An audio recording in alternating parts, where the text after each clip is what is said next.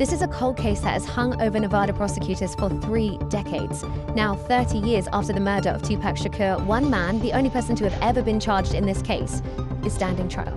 Dwayne Keefe D. Johnson is a 63-year-old alleged ex-gangster and shot caller in the Southside Compton Crips, and he's been charged with murder in the first degree. Now, he's entered a not guilty plea. Thing is, 2 of the biggest pieces of evidence against Keefe D. came from Keefe D. There's no time frame on murders and deaths, and just because somebody's taken a long period of time, all of a sudden they don't just stop prosecuting the case. So if you understand their theory of the case, they're saying this happens all the way back from the mid-1990s, 1996.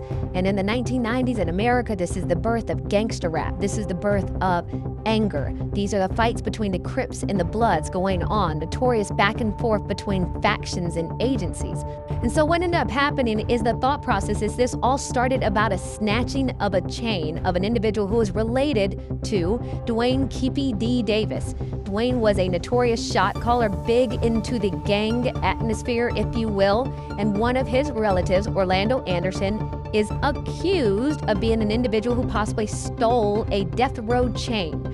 Stole a chain from somebody who was in Tupac's inner circle, if you will. And their theory is, as a result of the stealing of the chain from the inner circle, completely unrelated, there's a fight happening at the MGM, the Mike Tyson fight is happening. Tupac and his crowd see the individual who has stolen the chain from somebody, and the long and short is, they take the beating, the brakes off of him. They beat him severely, and after he gets his beating, he basically goes back and tells Daddy, Dwayne Keefe D. Davis, tell everybody, I just got beat up by Tupac and his gang. And then, of course, what ends up happening, the theory is Dwayne Keefe D. Davis, everybody who is in his inner septum of this gang, sees Tupac, Suge Knight, and that's why we're here. Like almost all cold cases, nobody's talking. There is no information. There is no evidence. And law enforcement is just like, what do we do?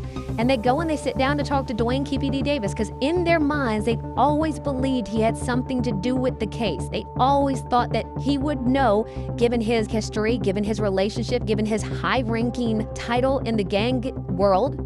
And so when they sit down and talk to him, of course, initially he says, I'm not talking to y'all, I'm not telling them anything. So they do something called, they give him a proffer, they give him an agreement. They say to him, if you tell us everything you know, if you give us all the detail, we promise we will not use this against you, we will not come after you, but we have to solve this old crime and we believe you know stuff about it.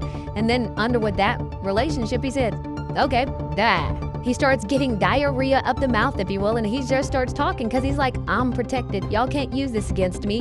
And he starts telling them everything that he knows.